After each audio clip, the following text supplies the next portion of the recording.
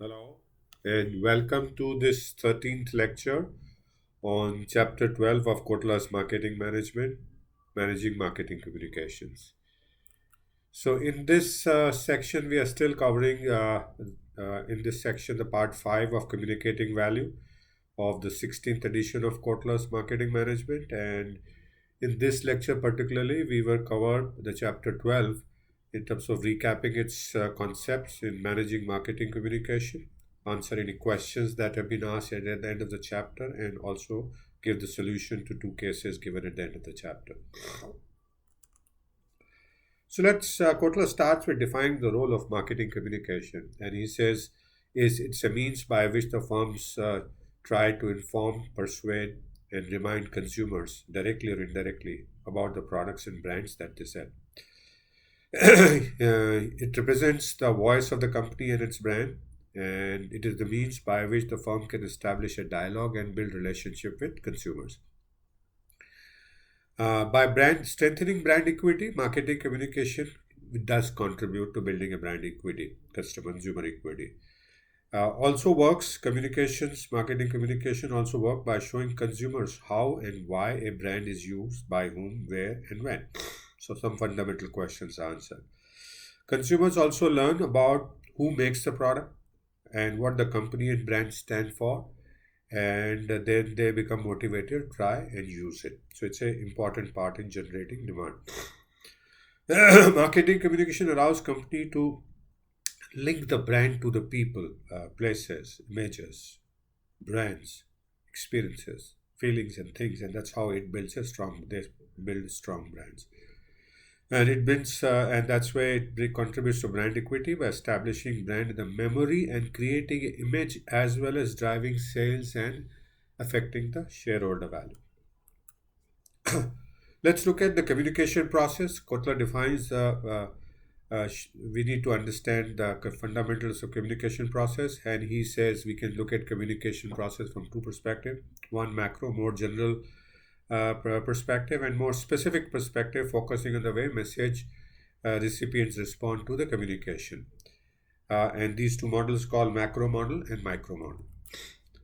So the macro model basically articulates the interaction between the sender, the company, and the recipient, the consumer, about the communication messages. And as you see here, there is a sender who encodes the messages that through a media, uh, among a noise that the media has, and the receivers decodes it, receives it, creates a response and a feedback. And it basically, as you see, involves two parties, senders and receiver. Includes two tools, message and the model, and four functions: decoding, responding, and feedback. And there is a noise that happens in the media. So, what's the process of the macro model in addition to what we have said? Senders must know what audiences do you want to reach and what responses do you want to evoke. So, need to be more result oriented there. And then you need to encode the messages so the target audience can decode and receive them. So the sender must express the message in a particular tangible form: word, images, sounds, movements, so that the intent message can be received by the recipient. Then he or she, the sender, must transmit the message through media that reaches the target audience, and develop feedback channels to monitor the responses. Very important. Develop feedback mechanisms. More the sender's experience, field of experience overlaps with the receiver, more effective the message is likely to be. Please note, he says that selective attention and distortion and attention that we talked about in the consumer psychology will play important processes and will affect how the recipients receive and interpret messages. The micro model of the communication basically deals with the specific responses consumers give to communication. The classic response hierarchy assumes that the buyer passes through cognitive, affective, and behavioral stages in that order. So, cognitive, affective, and behavioral. So, there are two sequences that he says depending on the category of the products.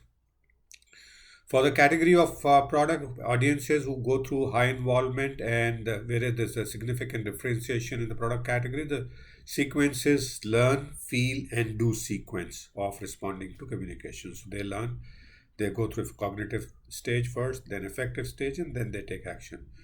Alternately, where the involvement is high but there is no significant product differentiation, the sequences do, feel, and learn. So consumers take an action, then they get a feeling, and then they learn about the product. And in the the sequence is learn, do, feel in for audiences who have low involvement, perceive little differentiation. So by choosing the right sequence, marketers can do a better job of communicating. Irrespective of the stages or the sequence, there are certain stages that happens in the communication process for consumers. Consumer starts being aware. So there are lots of people, you can classify them into aware and non-aware. Then there will be consumers. From those who are aware, they will become knowledgeable about the product, its benefits, its features. Then they start either liking or not, or staying aloof or not liking it. Then they start preferring it over other offerings that is given. Then they could get convinced to buy, and the finally purchasing happens. So these are the various stages a consumer goes through in a buying process through a communication model. So to increase the success of communication campaign, marketer must attempt to increase the likelihood of each step, and it's a laddering process that happens. So you need to determine where you are and where majority of your target consumers are, and accordingly act on communication. Uh, the right communication campaign must ensure that the right consumer is exposed to right message at the right place in right time for rights, and the offering is correctly positioned in terms of its desirable and deliverable points of difference and points of parity that we talked about in the value creation. And the consumer pays attention to the campaign and adequate components uh, then pays to an intended message, and consumers are then motivated to consider purchase and use the offering. How do you go about developing the effective communication program? So it's a process that starts with setting the objectives, then identifying the audiences, then crafting the message, deciding on what media do you want to use, developing a creative approach, and then measuring performance. So that's a six-step process, and we will go through that in a little more detail as we go forward. The ultimate success of companies' communication depends on the viability of the overall strategy. So communication doesn't work in isolation. So you have an overall marketing strategy that defines what do you want to achieve, what's your value creation, who do you want to reach out to, and it on this the ultimate success depends. Thus, the communication objectives, choice of target customer, and design of the communication message follows from that overarching marketing strategy. So let's start with looking at what do you do to set communication objectives, and there are three things that you need to do: define the focus of company's communication, then set communication benchmarks, and then determine the communication budgets. And we will look at, as Kotler has done, we will look at each of these. So the communications objectives he defines as specific tasks and achievement levels to be accomplished with a specific audience in mind in a specific period of time. And the communication objectives, as you can guess, could be creating awareness, building preferences, and initiate actions. And it could be in between also, like you could also be looking at effective factor of liking. How do you create awareness? Awareness is the foundation of the brand equity, and this basically involves fostering the consumer ability to either recognize the brand when the cues of the brand are presented, or recall the brand in sufficient detail. Uh, Obviously, the recognition is easier than recall, and recall tends to be more important when consumers are receiving marketing communication outside the store and when the company offering is not readily visible. In contrast, recognition tends to be more inside the store, where the offering is available, as well as the brand cues are also possible to be made available. Creating awareness can involve highlighting awareness of the need or awareness of the specific offering. It could be either of those two. What do you do in building preferences? This involves communicating the offering's ability to meet the currently relevant consumer needs. Very critical. Some relevant needs are negatively oriented, like you have a problem, so you want to remove the problems, you want to avoid a problem, you have an incomplete satisfaction, you want to fulfill that, or there's a normal depletion that is happening. Other needs are positively oriented, like sensory gratification, intellectual stimulation, or social approval. Persuasive communication aims to create liking and preferences for the product and services and builds conviction of its benefit. So you need to convince the consumer. Some persuasive communication is comparative in nature. It explicitly compare the attributes of two or more brands, indirectly, not so clearly directly. And comparative communication works best when the process is a cognitive process, and the motivations are generated from there, and the consumer processes the advertising in detailed analytical mode. So when the process is analytical, the comparative communication works best. In contrast, the reinforced communication aims to convince the current purchaser that they have to make the right choices. So that's more building the confirmation that you bought the right thing. The third part of the objective could be inciting action that involves motivating consumers to decide purchase of a brand, and that will depend on what stage the consumers are. There you use promotional offers like coupons or two for one deals, and encouraging consumers to make a mental commitment to buy. But many consumers do not have express category need and may not be in market when exposed to ads, so they're unlikely to form purchase intention. So it depends on where they are, and that has implication on what media to use. Uh, Action focused communication aim to stimulate purchase of products and services. So coming back to communication objective, the communication objective should emerge from the thorough analysis of the current marketing situation, where the brand is, where the in terms of its stages. If the product class is mature, company is market leader, and brand usage is low, objective will be to stimulate more frequent usage. If the product is new, company is not a market leader, and the brand is superior, then it might be the right thing. Right objective may be to convince the market of a brand superiority. Uh, the company's offerings objectives also depend on the current state of awareness, and he illustrates this nicely. Two brands A, brand B. The brand B, of the 100% of the market, 80% are aware of the total population. Of that 80% aware, 60% have tried, and after trial, 80% are disappointed. And he says basically very rightly that for a brand A, the task is to improve the product rather than invest in generating awareness or trials, because that's not going to yield any results. Whereas for brand B, 100% of the people, only 40% aware, 70 did not try, 30 has tried, and 80 are satisfied. So here the task is really the communication objective would be primarily to either increase awareness and improve the trials. And this not only goes to the communication, but for the goes to marketing objectives of the brand itself.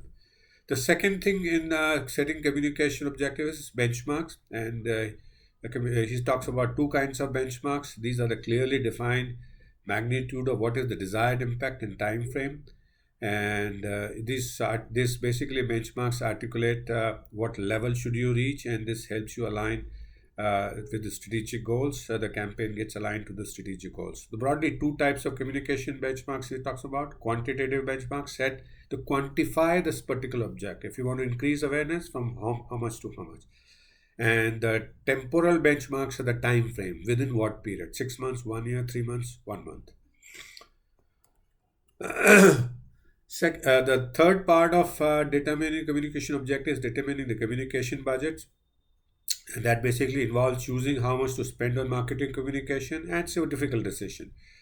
Practical approaches defining the communication budget is to do what is called objective and task budgeting. You have defined the objectives, you determine what tasks are needed, and then what you see is how much does it cost, and based on the quantified the results that you want to obtain and the time period you have. The overarching principle is that the communication budgets must be set in such a manner that incremental or marginal profit from every dollar that you spend on communication is greater or equal to the incremental profit on any of the marketing activity. So you are in internal competition for this budget setting. What are the factors that determine marketing budgets for communication? Stages in the product life cycle, larger for new and versus established product. More the product is differentiated, less you need. In fact, less differentiated, you need to spend more. Larger the market share you want to build, more you need to spend. Higher the complexity of the message, you need to spend more. More the difficult to reach, or the more higher the number of people to reach, obviously you need to spend more. Higher in more competitive markets versus markets where you don't have so much competition. And of course, your available resources define the limits of how much you can spend. So the second step after setting the objective is to identify the target audience, and is basically related to the choice of target market for the company's offering. It involves profiling the target audience in terms of identifying market segments, also usage and loyalty.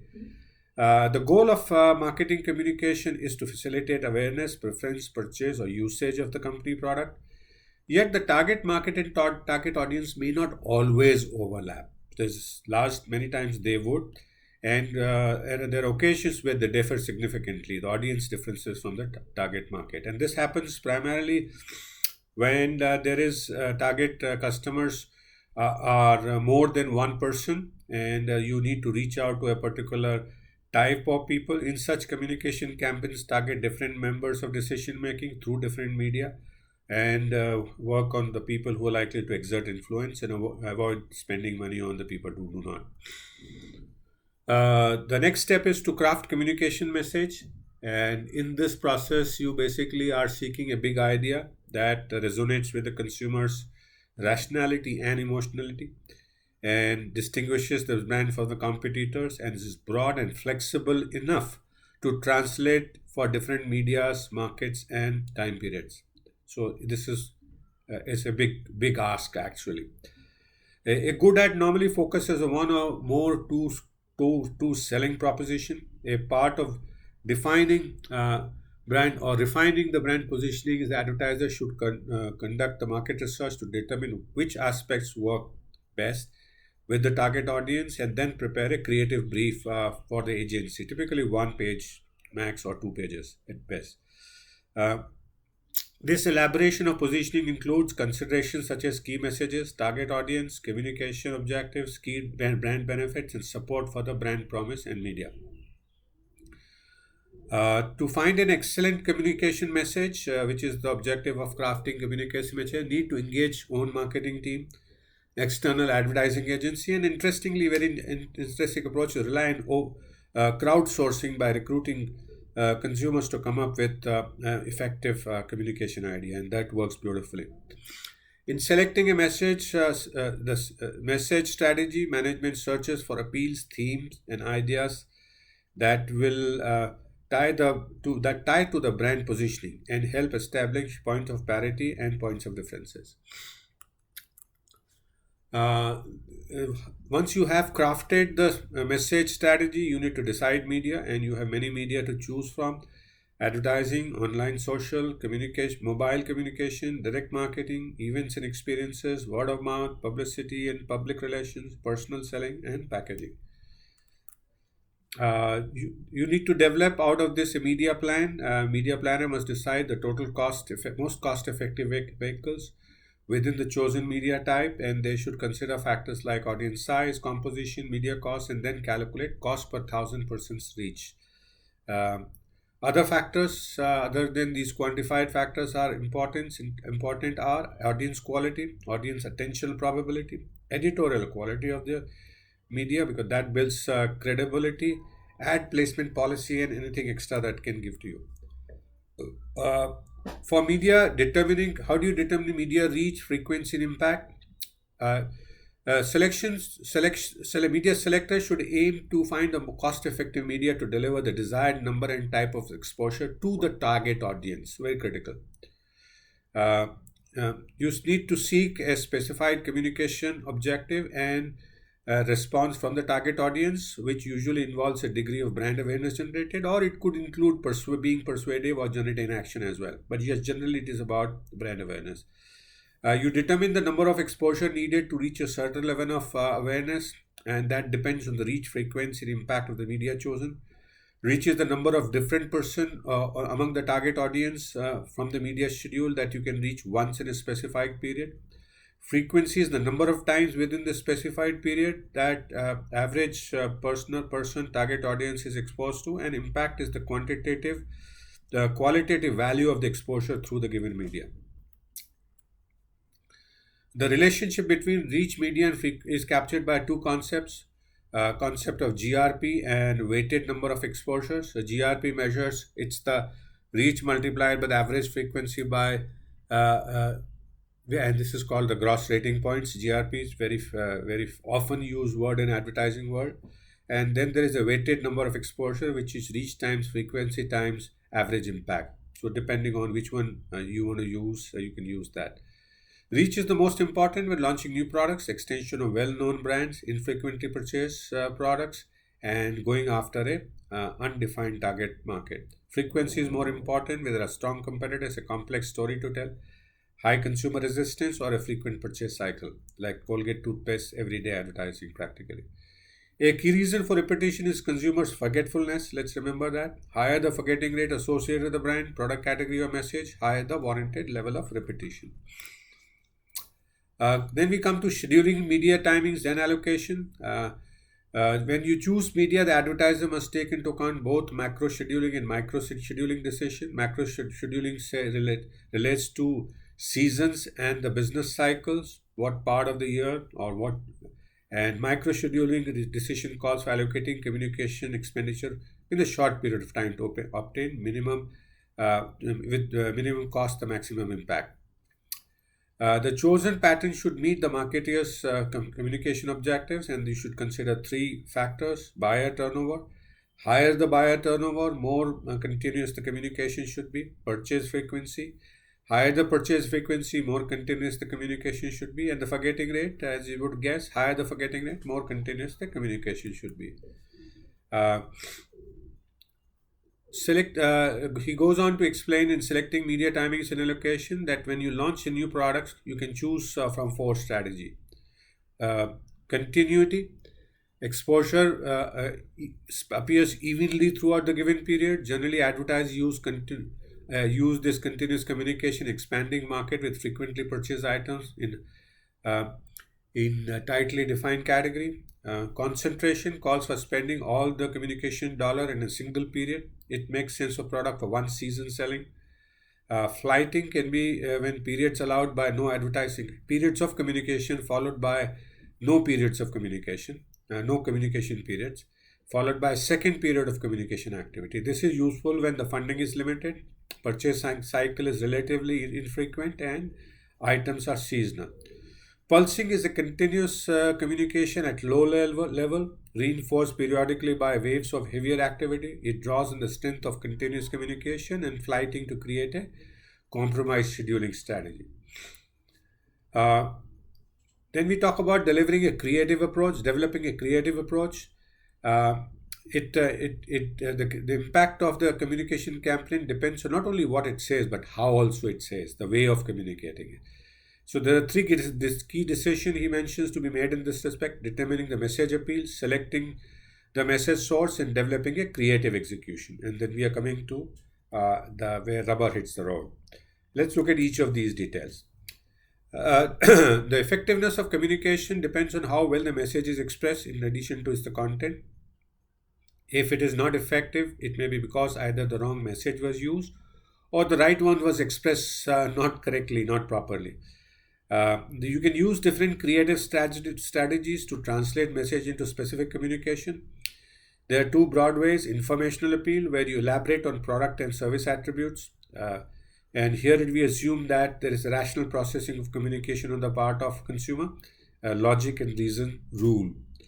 The transformational appeal elaborates on non-product related features like brand image, people, places, and they often attempt to stir up emotions that will motivate purchases. So here it is an emotional piece that determines. Where to use in information appeal, there could be two types of things. One is called one-sided argument, second is two-sided argument.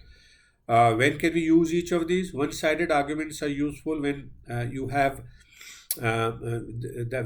media that is don't attend for the whole message, and there you start with your strongest argument first, arousing interest and attention. And when you have a captive audience, then you can do a what is called a climactic presentation, presenting the best for the last. The two-sided arguments are useful when there is a negative association or skepticism that you need to overcome. These are more effective with a better educated audience or those who are initially opposed. And when they're initially opposed, it's better to start with the other side's argument and conclude with your own strongest argument. The transformational appeals basically depict the kind of person who uses the brand or kind of experience that results from the use. So they are more emotive and more expressive. You can use negative appeals like fear, guilt, shame to get people to do things or stop doing things. It works best when they are not too strong, when the source credibility is high, and when the communication promise is believable and it can be done in an efficient way. Messages are more persuasive when they moderately disagree with their audience belief. If there's a big difference between the two audiences, then they may not work at all. Communications can also use positive appeals in which there are motivational devices like things that you like, you show them, and that attracts the attention and it gets the involvement of the consumer. These techniques are thought necessary in tough new media to environment where there's a low involvement processing and there are competing messages. Attention getting devices may also detract from comprehension. However, they can one can figure out how to make those challenges taken care of. The last thing is selecting the message source is critical, is for the message acceptance. Three most identified characteristics for credibility of messages are expertise, trustworthiness, and likability. Obviously, on messages source that's high in each three has the best for you. Delivered by knowledgeable, trustworthy, and likable sources can achieve higher attention and recall. One of the ways is to use celebrity endorsement for a communication campaign. Other is to use ordinary people to give ads more realism and overcome consumer skepticism. If a person has a positive attitude towards a message, and so a state of congruity is said to exist, and the principle of congruity implies that communicators can use their good image to reduce some negative feelings towards a brand, but in that process they might lose some esteem with the audience. How do you develop a creative execution? And he talks about that, and he explains an ad plan model. So these are the ad plan comprises 6 dimensions. Starts with attention, indicates when the advertisement will garner. How do you evaluate a creative execution using an ad plan model? So once you have a storyboard done by the agency and they come up, you can evaluate using this ad plan model. You need to evaluate an attention whether the storyboard generates the interest of the target audience.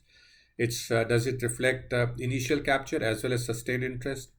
Is it distinctive enough? Does it create the distinction that you're looking for? And is it anchored to the positioning that you wanted? Is it on your positioning? Is whether the communication audience will remember the creative execution? Will they link to it?